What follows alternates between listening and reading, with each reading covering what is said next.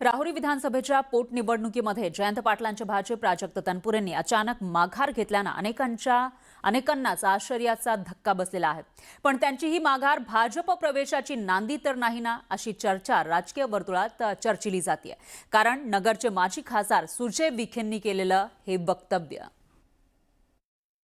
आपलं मन त्यांच्यापेक्षा मोठं आहे दाखवण्यासाठी आपल्याला देखील त्यांच्या कुठल्याही कार्यकर्त्याची अवहेलना होऊ नये ही जबाबदारी आपल्याला शेवटपर्यंत पार पाडायची आहे। भाजपचे प्रदेश उपाध्यक्ष सुजय विखे पाटील यांनी थेट प्राजक्त तनपुरेंबाबत केलेलं हे वक्तव्य अहिल्यानगरमधील राहुरी पोटनिवडणुकीसाठी शरद पवारांच्या पक्षाचे माजी आमदार प्राजक्त तनपुरे यांच्या नावाची चर्चा होती। मात्र मुख्यमंत्री फडणवीसांशी चर्चा केल्यानंतर प्राजक्त तनपुरेंनी या निवडणुकीच्या रिंगणातून ऐनवेळी माघार घेतली। त्यानंतर तनपुरेंची भाजपशी जवळीक वाढल्याची चर्चा। म्हणून माझी कार्यकर्त्यांना विनंती आहे की या निवडणुकीमध्ये असा कुठलाही प्रसंग आपल्याकडून घडू नये।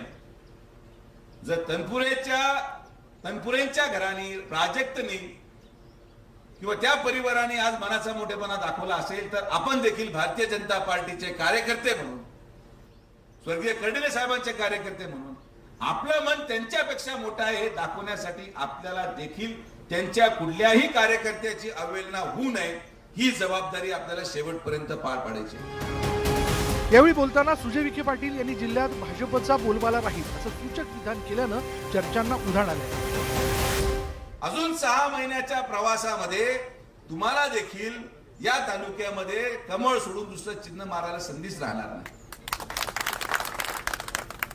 इकडे गेले तरी कमळ, तिकडे गेले तरी कमळ आणि कमळच कमळ।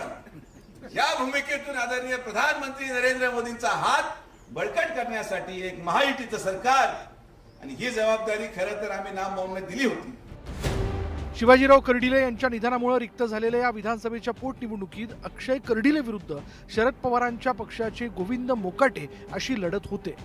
दोन्ही बाजूंनी जोरदार प्रचार सुरू आहे। महाविकास आघाडीची ताकद या जिल्ह्यामध्ये भरपूर आहे। दोन्ही खासदार हे महाविकास आघाडीचे देखील आहे आणि राहुरी नगर पाथर्डी मतदारसंघाचा जर विचार करायचा झाला तर जवळपास सर्वच जिल्हा परिषद पंचायत समितीचे सदस्य हे महाविकास आघाडीचे त्या ठिकाणी निवडून आलेले आहेत। एक चांगल्या पद्धतीचं वातावरण महाविकास आघाडीचे या मतदारसंघामध्ये आहे। हा परिवार आज भक्कमपणे खंबीरपणे माझ्यासोबत 6 महिन्यापासून उभा आहे। ही निवडणूक देखील मी स्वतः करण्यापेक्षा सर्वांनीच हातामध्ये घेऊन या निवडणुकीला प्रत्येक जण हा प्रयत्न करतोय की माझं काही योगदान देता येईल।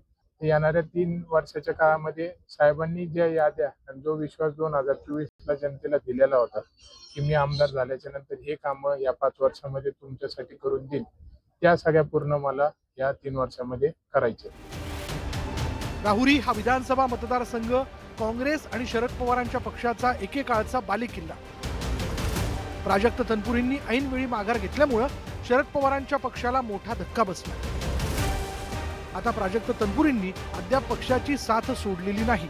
या पार्श्वभूमीवर भविष्यात ते काय भूमिका घेणार याची उत्सुकता आहे। Bureau report, news 18 Marathi.